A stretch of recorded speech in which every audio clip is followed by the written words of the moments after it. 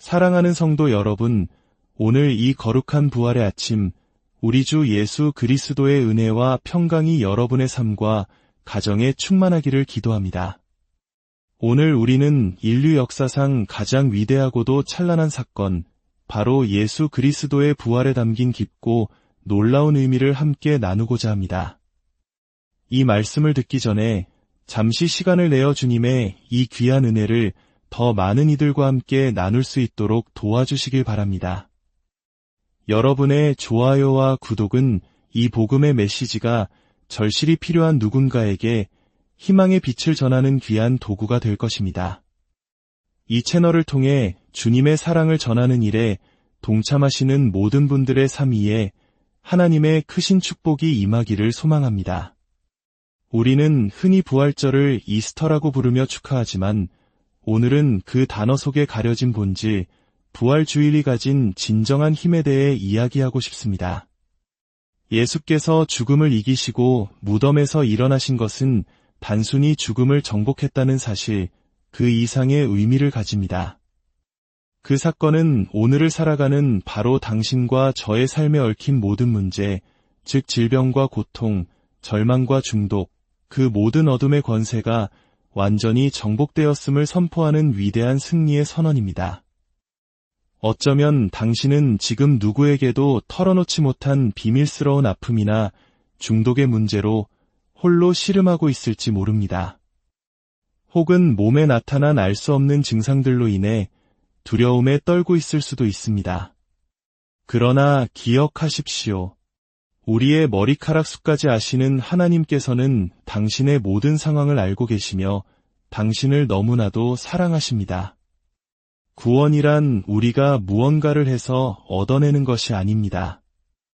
우리의 선한 행위나 노력으로는 결코 스스로를 구원할 수 없습니다. 구원은 길 잃은 양을 찾아 헤매는 선한 목자이신 주님께서 우리를 발견하시고 그의 사랑 가득한 팔에 안기는 것을 우리가 받아들일 때 이루어집니다. 모든 일은 주님께서 하셨습니다. 그러니 모든 영광과 찬양을 오직 주님께만 올려드립시다. 많은 사람들이 오늘날의 젊은 세대를 보며 희망이 없다고 말합니다. 그들이 겪는 유혹과 어려움이 우리 세대와는 비교할 수 없을 만큼 크다고 걱정합니다. 그러나 하나님께서는 제게 다른 말씀을 주셨습니다. 많은 이들이 잘못된 편에 그물을 던지고 있다는 것입니다. 예수님께서는 밤새도록 아무것도 잡지 못한 제자들에게 그물을 배 오른편에 던지라고 말씀하셨습니다. 히브리어 원문에서 오른편을 의미하는 야민은 유로움을 상징하는 단어입니다. 우리가 젊은 세대에게 다가갈 방법은 그들을 정죄하거나 판단하는 것이 아닙니다. 그들을 위해 예비된 하나님의 애, 즉 값없이 주어지는 선물을 전파하는 것입니다. 하나님의 은혜의 복음이 선포될 때 놀라운 일이 일어납니다. 바로 지난 한 주 동안 저희는 6번의 청년 예배를 드렸고 5,700명이 넘는 젊은이들이 모였습니다. 그리고 그 가운데 무려 1,800명이 넘는 영혼이 처음으로 예수님을 구주로 영접하는 감격적인 역사가 있었습니다. 하나님은 지금 이 순간에도 전 세계의 젊은이들 가운데 강력하게 일하고 계십니다. 할렐루야! 이제 우리는 성찬의 의미를 깊이 묵상하며 주님의 살과 피에 동참하기를 원합니다. 이스라엘 백성이 이집트의 노예 생활에서 해방되기 직전 첫 유월절을 지켰던 밤을 기억해 보십시오.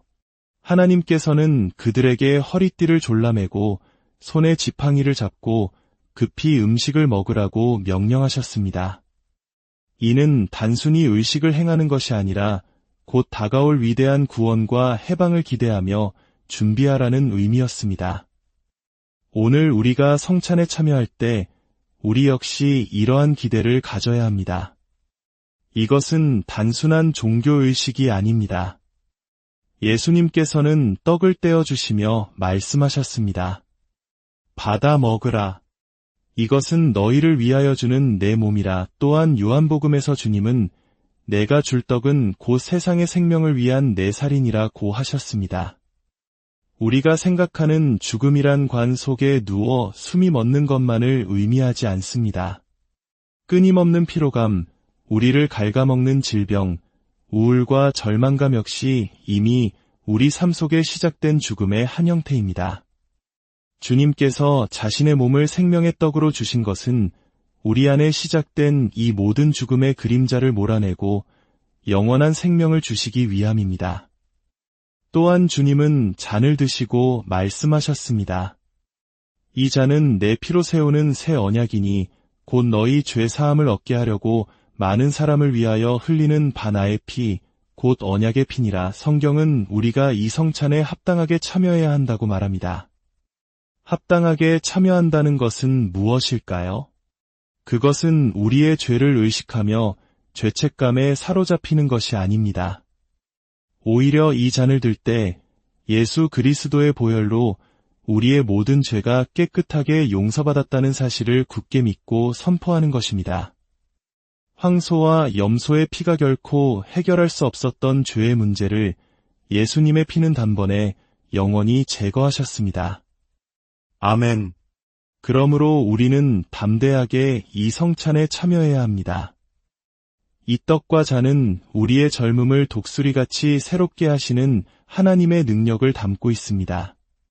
성경 욥기에는 그의 살이 어린아이보다 더 연하여져서 젊음을 되찾으리라는 약속이 기록되어 있습니다. 아브라함의 아내 사라는 90세의 나이에도 왕이 탐할 만큼 아름다움을 유지했습니다. 하나님은 시간을 거스르는 분이십니다. 하나님은 죽음과 늙음과 쇠약함을 미워하십니다. 예수께서 죽음에서 부활하신 이유가 바로 여기에 있습니다. 이제 조용히 주님께 기도합시다. 주 예수님, 채찍에 맞으시고 십자가에 달리신 주님의 거룩한 몸이 저의 모든 질병과 연약함을 짊어지셨음을 믿습니다. 주님께서 채찍에 맞으심으로 제가 나음을 입었습니다. 주님의 상처로 저의 영혼과 육신이 온전히 치유되었음을 선포합니다. 주님의 십자가로 저의 젊음이 독수리처럼 새로워지고 주님께서 주시는 건강한 장수의 복을 누릴 것을 믿습니다. 감사합니다. 주님, 이제 잔을 높이 듭시다. 주 예수님, 이 잔은 저의 모든 죄를 사하기 위해 흘리신 주님의 보혈로 세운 새 언약임을 믿습니다. 주님의 피로 저는 완전히 용서받았고 유롭게 되었습니다. 감사합니다. 주님, 이제 믿음으로 마십시다. 아멘. 많은 신자들에게 하나님께서 예수님을 죽은 자 가운데서 살리셨습니까? 라고 물으면 대부분은 죽음을 이기기 위해서 라고 대답할 것입니다. 물론 틀린 말은 아닙니다. 하나님은 죽음을 미워하십니다. 죽음은 결코 인간을 향한 하나님의 계획이 아니었습니다. 질병과 늙음 또한 마찬가지입니다. 그러나 성경이 말하는 부활의 핵심적인 이유는 그보다 더 깊은 곳에 있습니다. 로마서 4장 25절은 이렇게 증언합니다. 예수는 우리가 범죄한 것 때문에 내줌이 되고 또한 우리를 의롭다 하시기 위하여 살아나셨느니라. 이 말씀을 두 개의 원으로 비유해 봅시다. 첫 번째는 어둠의 원입니다. 예수님은 우리의 모든 죄와 허물 때문에 십자가에 내어주신 바 되었습니다. 그분은 죄가 없으셨지만 우리의 죄에 대한 하나님의 모든 심판과 진노를 대신 짊어지시고 어둠의 원 중심에 서셨습니다. 베드로는 그는 죄를 범하지 아니하셨다고 했고 요한은 그에게는 죄가 없으시다고 했으며 바울은 그는 죄를 알지도 못하신 분이라고 증언했습니다. 그가 십자가에 달리신 이유는 오직 당신과 저를 향한 하나님의 끝없는 사랑 때문이었습니다. 이제 두 번째 원, 빛의 원을 봅시다. 성경은 예수께서 우리를 의롭다 하시기 위하여 살아나셨다고 말합니다. 이것은 우리가 의롭게 되기 위해 부활이 필요했다는 뜻이 아닙니다. 순서가 반대입니다. 예수께서 십자가에서 우리의 모든 죄의 빚을 짊어지시고 죽으셨을 때 하나님께서는 그 희생을 보시고 우리를 향해 너는 이제 의롭다, 죄가 없다고 선언하셨습니다.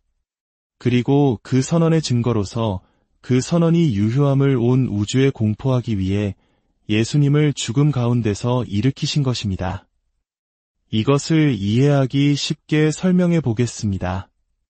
만약 제가 큰 죄를 지어 감옥에 가야 하는데 저를 사랑하는 친구가 저를 대신해 감옥에 들어갔다고 상상해 보십시오. 제가 언제 저의 죄가 완전히 해결되었고 제가 자유롭게 되었다는 것을 알 수 있을까요? 바로 저를 대신했던 친구가 감옥에서 걸어 나올 때입니다. 그가 나왔다는 사실 자체가 제 죄값이 모두 치러졌고 제가 완전히 사면되었다는 명백한 증거가 되는 것입니다. 예수님의 부활이 바로 이것입니다.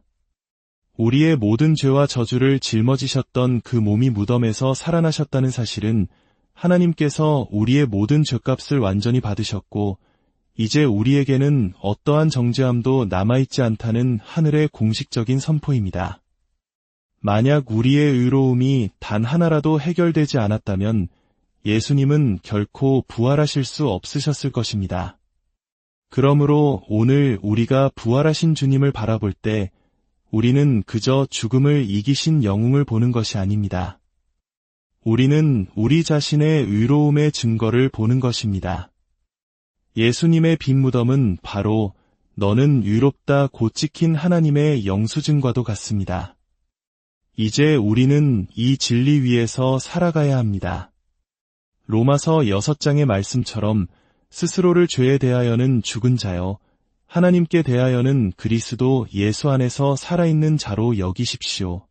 더 이상 죄책감이나 정죄감에 얽매여 살지 마십시오. 당신은 하나님의 눈에 의롭고 거룩하며 흠없는 존재입니다. 이것이 부활이 우리에게 주는 놀라운 선물입니다. 사랑하는 여러분, 이 부활의 능력이 오늘 여러분의 삶을 새롭게 하기를 축복합니다. 질병 가운데 있는 자에게는 치유의 능력이, 절망 가운데 있는 자에게는 소망의 능력이, 얽매임 가운데 있는 자에게는 자유의 능력이 임하기를 소망합니다. 주 예수님, 오늘 우리에게 부활의 참된 의미를 깨닫게 하시니 감사합니다. 십자가에서 우리의 모든 죄를 소멸하시고 부활을 통해 우리를 의롭다 선언하신 주님의 은혜에 영원히 감사와 찬양을 드립니다.